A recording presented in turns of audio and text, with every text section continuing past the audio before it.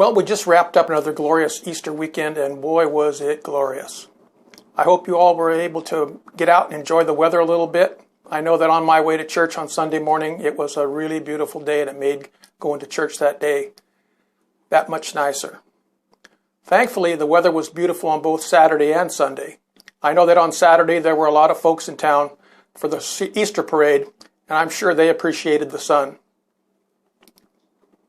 Up north, there's a little glory to be enjoyed as well. The days leading up to Easter left a little to be desired, but the sun came out for Easter and the tulips in Skagit County. Turn on the television on any channel during the news hour, and there they are. These photos were taken at Rosengard's. I hope you can venture up there and enjoy them before the blossoms are off. For this month's Service for Life newsletter, we have another jam-packed edition. Looking back in my notes, I think I say that every month.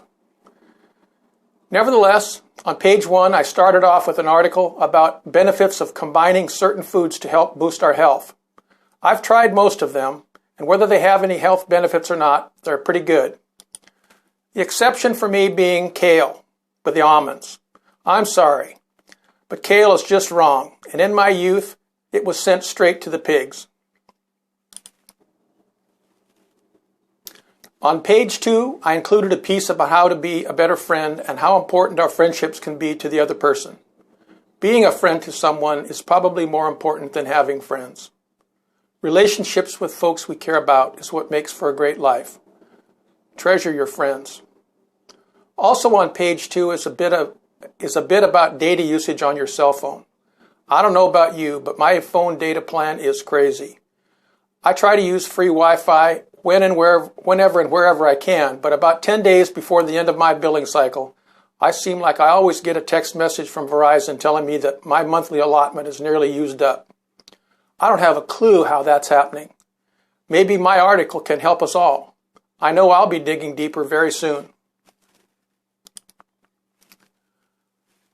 On page 3, I included an article about fixing a leaky shower.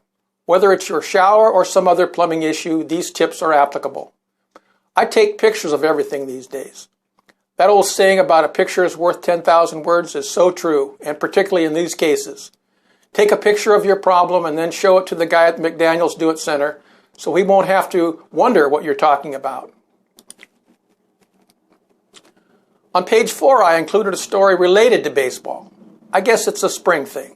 Whenever the Mariners kick off a new season and we're still full of hope that this is the year when they'll go all the way, or maybe not.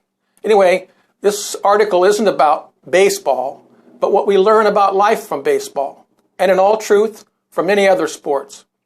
Teachers and coaches I've had in my life who made me the person I am today made this article particularly meaningful. On page 5 is another teaching moment I pulled from Dave Anderson, a leadership trainer from Tyler, Texas. Dave sends me his blog posts every week related to leadership and management in business. A week or so ago, this article popped up on the heels of Easter. Its shepherd's theme was particularly meaningful. Back in the real estate office, I can report with support from my friendly mortgage banker, Stephanie Palo from Home Street Bank, interest rate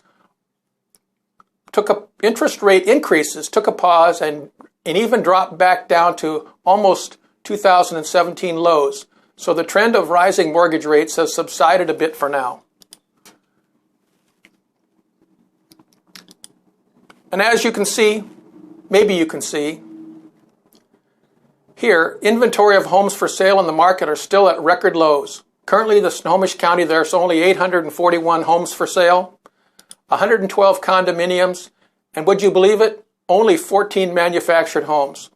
We are still only seeing one new listing come on for every 2 homes that sell. It's a great time to list a home since homes are selling like hotcakes. I guess I should also add that if you price your house too high or too far out of the market, it may not attract much attention. That's why you need to call me, so we can set a price for your home that's high enough to make them breathe hard, but low enough to appraise. Call me.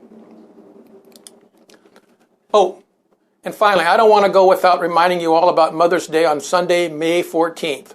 Even though my mother passed away, Most of the women I know are mothers, and they are worthy of our praise. Remember to tell the mothers in your life that you love them, and cement the deal with a big old box of chocolates and a bouquet of their favorite flowers. Keep in mind, too, that on the first Saturday of May, we celebrate the Kentucky Derby, the opening of boating season, and sometimes a Husky football spring game.